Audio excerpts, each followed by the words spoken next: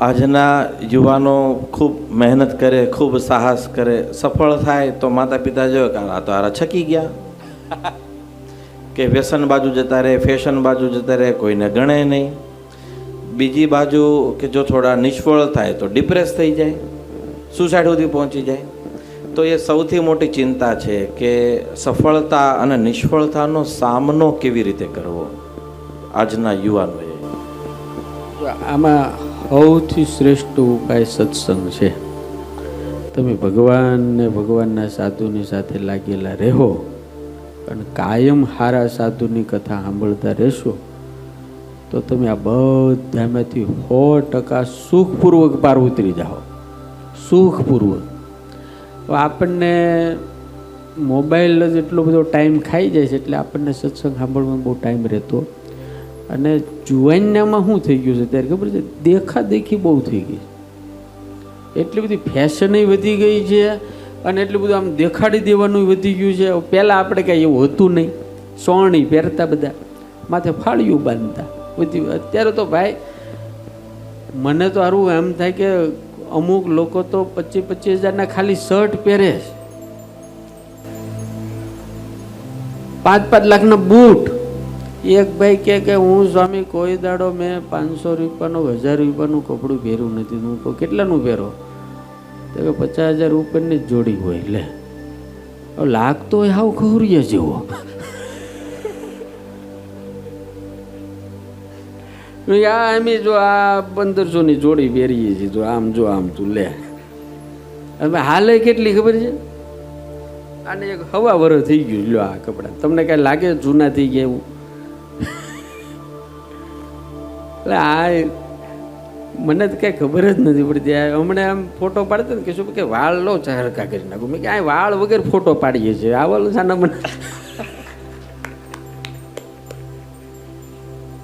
અમારે કેટલું સારું. કોઈ કે સ્વામી ફોટો હાલું આવતો જ રહે. હવે તમારે આમ બધું કરવું પડે ને.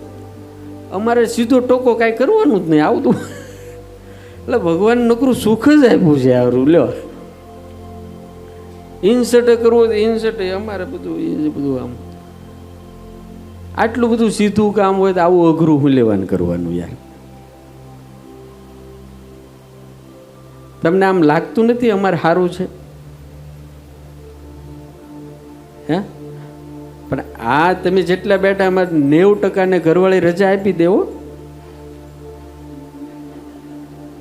કારણ કે તમારો ત્રાસ જ એટલો બધો એટલે રાજી જ થાય કે આટલું બધું મળે છે, પછી આ ભલન જાતો. બોલો ઓફિસેથી ઘેરે આવ્યો ને બટુકભાઈ, તે અંદર બહેનો 5-10 બહેનો વાતું કરતા હતા. આ બિચારો થાકીને સાંજે આવેલો તે વાતું કરતા એક બેન કે અમારે જ બહુ સારું છે, એટલું બધું કમાય ને આખો દાડો. એમાં એક બેન બોલ્યા અમારે તો એટલું સારું કે અમારે એ જીવતા લાખના ને મરે 1.25 લાખના. એ આજે સાંભળતો એની ઘરવાળી જ બોલતી હતી. તો કે કેમ એવું?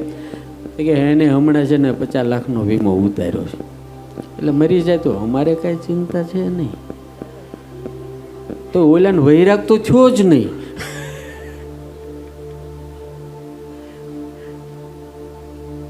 એટલે સત્સંગ જો કરશો યુવાનો તો હું 100% ગેરંટી આપું છું, ડિપ્રેશન પણ નહીં આવે અને સફળ થાઓ તો ચકી પણ નહીં જાઓ. બાકી આ મા બાપનું તો અત્યારે કોઈ માનતું જ નથી, મા બાપનું તો કોઈ સાંભળતું જ નથી.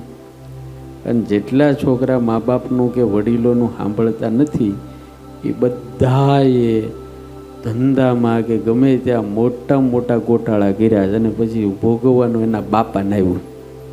એટલે ધ્યાન રાખજો, તમારા બાપાના વગર અસ્ત્રે તો ટોલા નહીં કરી નાખતા.